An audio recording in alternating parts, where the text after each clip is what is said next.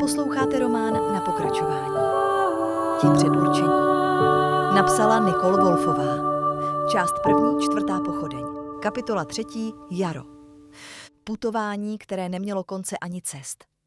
Pevně jsem se držela dívky za ruku, nechala se vést a přitom všem si připadala jako ve snu. Přeskakovali jsme soutěsky hor a řek. Táhlá údolí jsme probíhali, jako bychom seděli na porivech větru.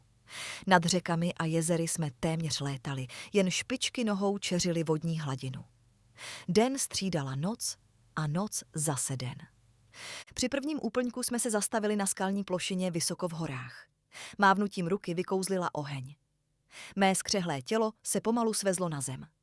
Nebe bylo jasné a plné hvězd, pozorovala jsem ho a měla hlavu plnou otázek. Dívka za celou dobu cesty nepromluvila, nepustila mne do svých myšlenek a neodpovídala na ty mé. Nerozuměla jsem tomu. Proč se mnou nemluví? Proč jsem se vydávala na tu cestu? Ani nevím, kam jdu. Noc se pomalu klonila k ránu a hvězdy slábly. Nevím, jak dlouho jsme tam v tichosti seděli. Nechtěla jsem ani vědět, kdy se zase vydáme na cestu.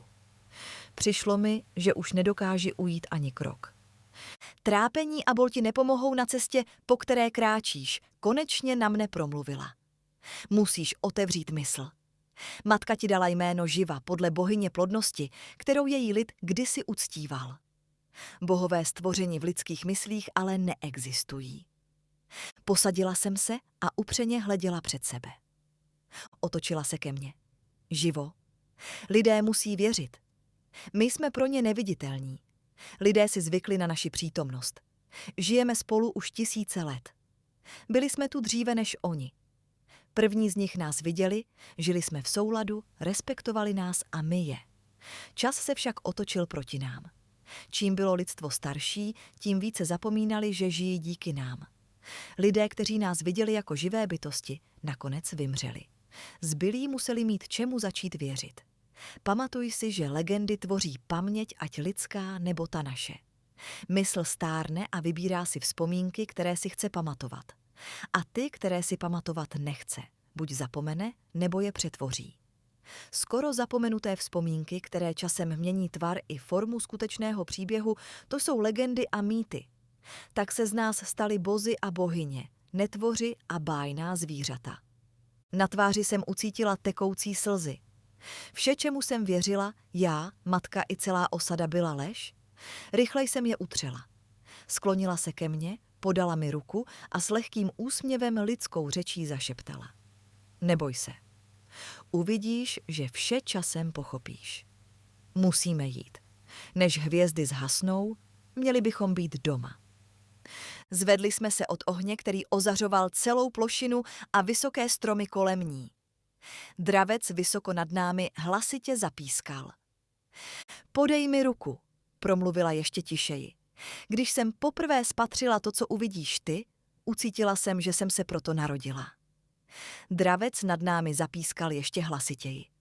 Položila jsem své ruce do jejich dlaní. Živo, podívej se mi do očí. Tichý, ale důrazný příkaz nešlo neuposlechnout. V první okamžik jsem myslela, že se dívám na bohyni. Vypadala jako pana z kreseb, které jsem vídala na stěnách v osadě. Žluté vlasy jí vlály, ačkoliv nefoukal vítr, a její oči, blankitně modré oči, ve kterých se myhotal jasně červený plamen. Ty uhrančivé oči mne bedlivě pozorovaly. Pevně sevřela mé dlaně, vysoko nad námi se znovu ozval dravec.